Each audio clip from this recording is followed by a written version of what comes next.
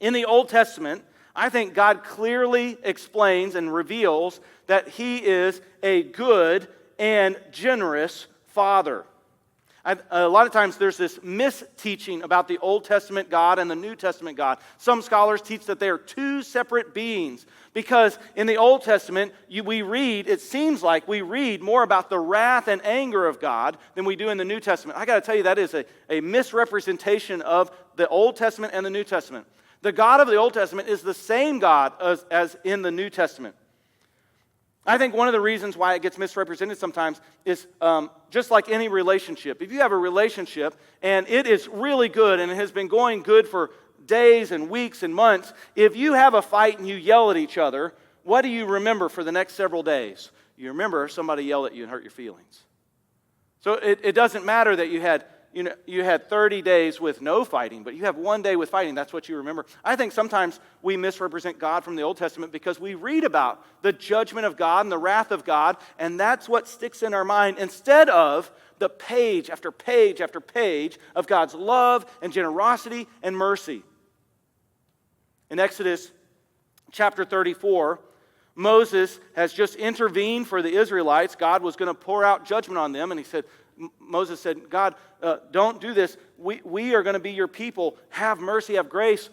And then God does. He has mercy and grace. And then he asked Moses, what would you like, Moses? And Moses said, with such audacity, he said, I want to see you. And God said, well, you can't really see me, but I'm going to set this up. So he places Moses in a little cleft of a rock, and he kind of covers him. And he said, I'm going to bring my presence by. And Exodus chapter 34 describes it.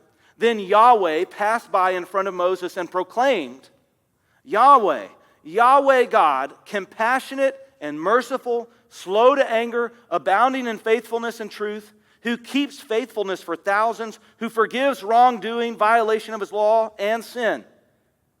Yet he will by no means leave the guilty unpunished, inflicting the punishment of fathers on the children and on the grandchildren to the third and fourth generation. Now, depending on your idea and understanding of God, you might have only heard God is going to punish to the third and fourth generation.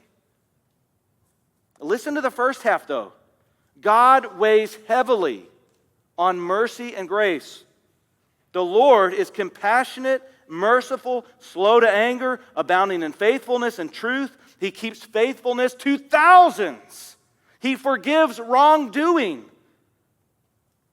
He punishes the 3 or 4 generations. It's a huge difference. 8 different descriptive words for God's mercy, 1 description for God's anger for sin.